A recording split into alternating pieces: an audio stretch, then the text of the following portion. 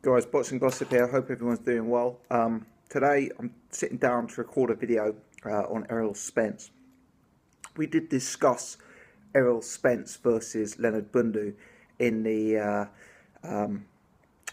podcast that I recorded this week, which is up in the channel. But I wanted to, in this video, take a look at the future for Errol Spence.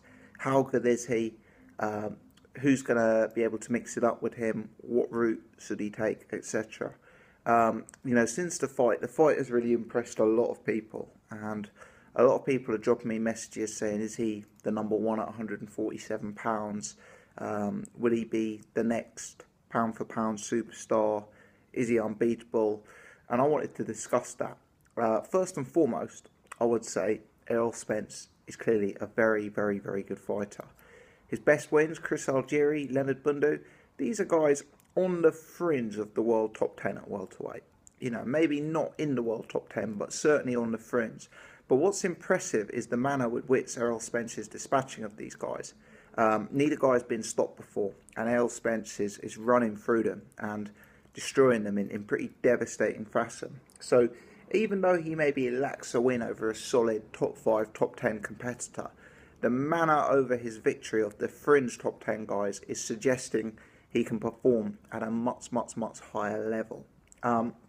Chris Algieri, Leonard Bundu, perhaps they're not the, even though neither had ever been stopped before. Leonard Bundu was in his 40s. Chris Algieri had been dropped multiple times before in a fight. So they're durable guys, they're tough guys, they're experienced guys. But perhaps, and this was a point one of the podcast panelists raised this week, but perhaps the stoppage wins over them. We should overlook the fact that they hadn't been stopped before. But one thing's apparent, there's some big punchers out there at 147 pounds. Keith Thurman, Manny Pacquiao, Kell Brook, etc. But a lot of those guys, whilst they're big, big punchers, there seems to be a limit to their power. Keith Thurman, the knockouts have suddenly stopped as he's fought at the higher levels. Kell Brook, the best opponent he fought, Sean Porter, he didn't come close to stopping. Manny Pacquiao, known as a big puncher, but hasn't actually got knockout wins for many years. Errol Spence, as he stepped up in level, the power seems to be more and more evident. So that's certainly something to look out for. And he is a very, very exciting fighter because of that power. Not just because of the power. He's a really rounded individual. I think one of the key things I like about Errol Spence is his inside game. He can bring a fight up close. He can walk you down. He can cut down the ring. He can bring the fight inside the pocket. And from there, he can really close the show rapidly. If Errol Spence is allowed to get to the point where he's up close and personal and throwing heavy lever on you, it is going to be hard for anyone to have success against him. Now, there are other fighters in the division who also have impressive inside the pocket games. You've got guys like Sean Porter. You've got guys like Felix Diaz, who's coming off a good win over Sammy Vasquez. And these are very, very good fighters. These are guys who can certainly mix it up on the inside. But the thing I like about Errol Spence is I believe he has more precision than those guys. And I also believe he has more education on the outside than those guys. See a guy like Sean Porter, yeah, he can sit on your chest, he can take away your space, he can rough you up. Errol Spence can do that as well. But Sean Porter kind of does that in a bit of a wild fashion. He's easy to catch on the way in. You can outdo him through cleaner work and that sort of thing. He rushes in. With Errol Spence, you don't get the same impression. You see him as a more precise, calculated operator. He's a guy who really jabs his way in. Everything comes off the jab. He sets up that inside game off the jab. He'll put you back with a battering ram of a jab, then step into space and then implement his game. There's a less wildness, there's less rushing in that is evident in the game of a Sean Porter for me. And it's more of a precise, technically minded, calculated approach, which I really like to see. And I think that makes Errol Spence particularly dangerous. If you're a very, very good inside fighter, that causes problems for a lot of people, or a mid-range fighter. People aren't really used to dealing with that. But when you can combine that with solid fundamentals in terms of a jab and in terms of your long-range work, then it really does make you a a force to be reckoned with. So that's something that really appeals to me with Errol Spence. Those sort of combination of styles, the power, the way he can cut down the ring, the way he works off the jab. For me, that's something that I think is highly, highly impressive and will stand him in very, very good stead throughout his career. Let's talk about potential areas of weakness. Defensively, Errol Spence is no defensive slickster. There's a lot of association with the likes of Errol Spence and Floyd Mayweather and Errol Spence and Adrian Broner, but let's not get it twisted. I don't see Errol Spence as a Floyd Mayweather style operator defensively. He isn't as defensively educated as he is offensively educated. And I'm not saying he's defensively poor. I'm not saying he's defensively irresponsible. But this is a guy who you can hit. And this is a guy who lesser fighters have hit cleanly. I was told on the podcast the other day he was dropped badly earlier on in his career by a journeyman. You know, I haven't seen that, but perhaps if you have, you could let me know your thoughts on that in the comment section below. But my concern is the names he's been fighting against recently, Bundu, Algieri, Phil Greco, these are not big punchers. Getting hit by one of these guys is not like getting hit by Kell Brook. It's not like getting hit by Keith Thurman. So if Errol Spence has been hurt earlier on in his career, if there's any question as to his potential punch resistance, that sort of potential defensive frailty in the sense that he can be caught clean and early, is a concern. Now, as I say, I'm nitpicking here. I'm looking for ways to beat him. And I'm not saying Errol Spence is defensively terrible by any stretch of the imagination. But the Mayweather comparisons certainly don't match up in terms of the defence. Let me put it to you that way.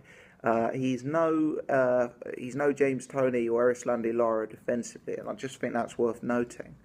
The second thing is, for me, Errol Spence is, and again, this was something that was discussed on the podcast, and to be honest, for the purposes of this video, as you may be able to tell, that discussion on the podcast really helped clear things up in my mind. But he is a guy who, to an extent, and I think it was Irish Tom who said this, but to an extent is a little bit predictable.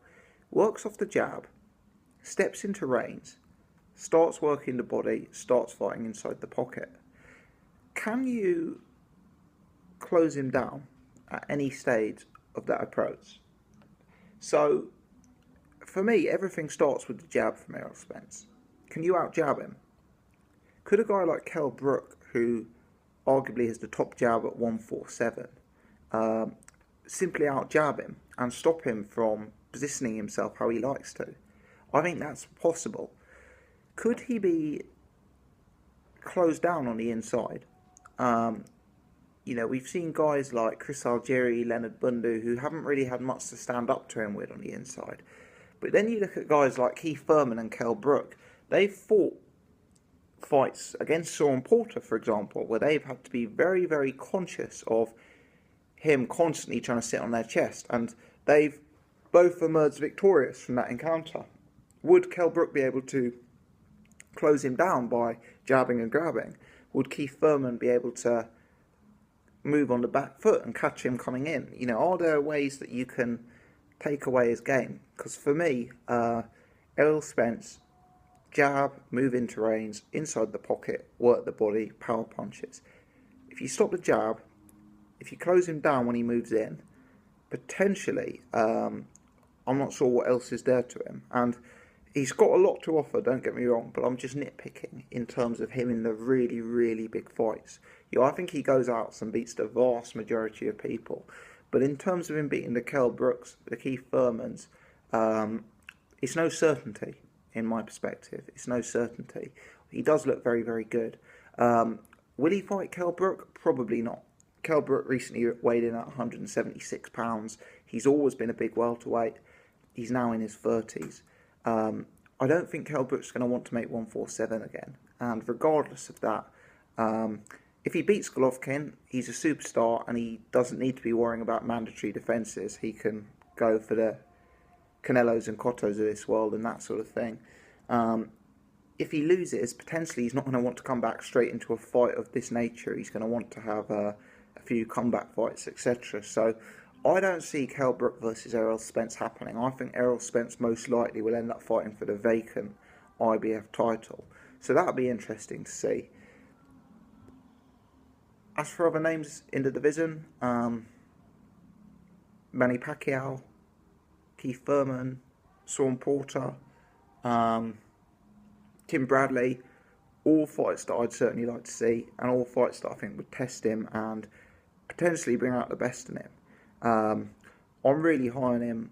I like what he does, but is he the kind of guy who a real shrewd professional could look at tape of him, predict the approach he's going to adopt for a fight of this nature, and come up with a game plan to take away what he brings to the table? I don't know. Let me know your thoughts. Let me know your thoughts on his potential upside. Let me know your thoughts on his weaknesses. Is he defensively open? Is he slightly predictable? How far do you see him going, and how do you see him do in one of those big fights? For me, the person who'd actually give him the most trouble is Kell Brook. And frustratingly, that's probably the fight that's least likely to happen, even though Kell Brook holds the belt that Errol Spence is mandatory challenger for. So it's a bizarre situation. Let me know your thoughts, people. If you've enjoyed this video, really would appreciate it if you hit the thumbs up. That will help me spread this to a wider audience. And if you're new to the channel, or you haven't done before for whatever reason, please do subscribe so you can check out my other stuff. Many thanks for watching. I appreciate it.